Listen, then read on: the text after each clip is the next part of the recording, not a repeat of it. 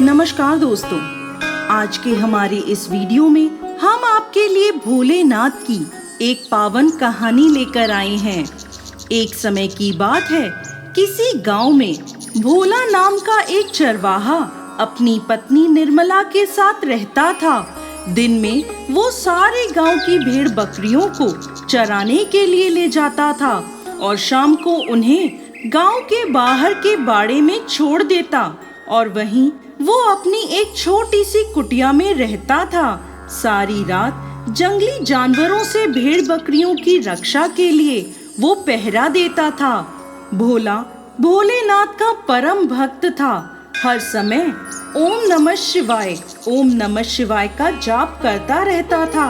इस बात से गांव वाले बड़े नाराज रहते थे। कहते थे, भगवान का नाम लेता रहता है और 5-5 दिन नहाता नहीं है, भगवान तुझे पाप देंगे। भोला बड़ा ही भोला था।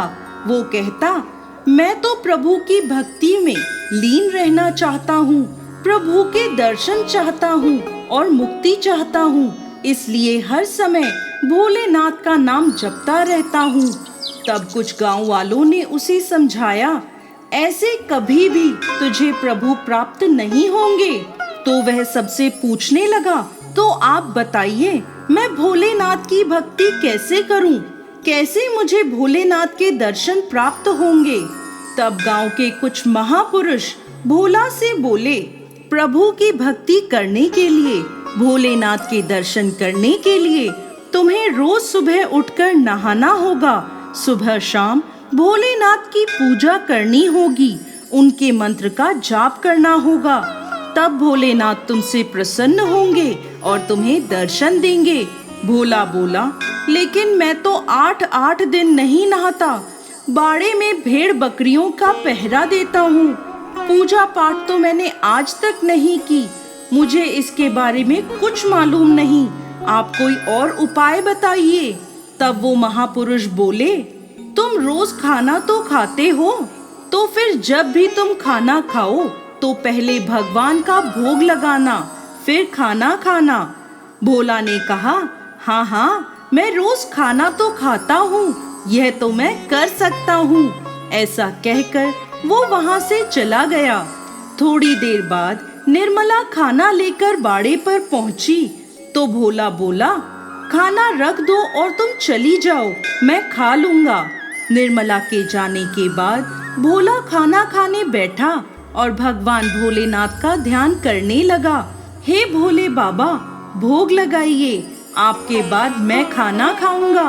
अब भोला हाथ जोड़े बैठा रहा, लेकिन खाना तो वैसे ही रखा था।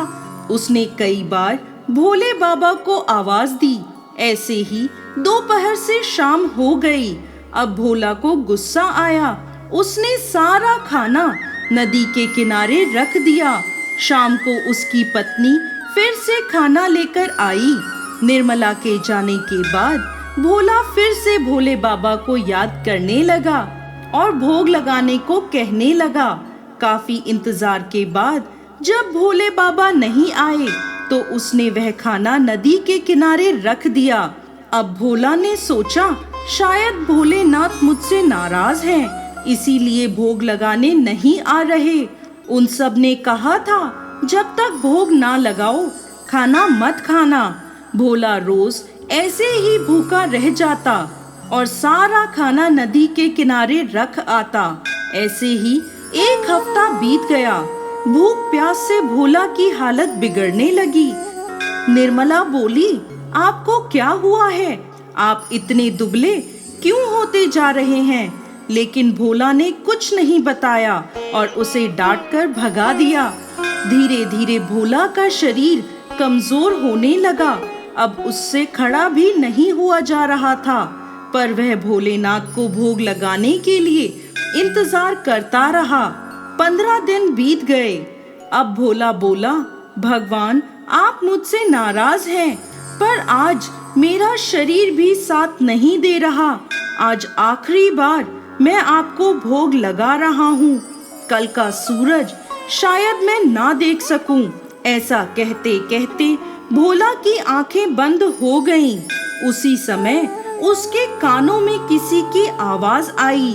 भोला ने आंखें खोलकर देखा तो उसके सामने साक्षात भोलेनाथ खड़े थे। भोला उनके पैरों में गिर पड़ा और बोला, हे भोलेनाथ, मुझसे भोग लगाने में शायद कोई गलती हो गई, इसलिए आप नाराज हैं। तो भोलेनाथ ने कहा, मैं तुम्हारी भक्ति से बहुत प्रसन्न हूँ और मैं तुम्हारे अंदर ही निवास करता हूँ। यदि यह भोजन तुम मुझे भोग लगाने की बात कहकर खा लेते तो यह स्वयं मुझे प्राप्त हो जाता। ऐसा कहकर भोलेनाथ ने भोला के सर पर हाथ रख दिया और भोला पहले जैसा हो गया।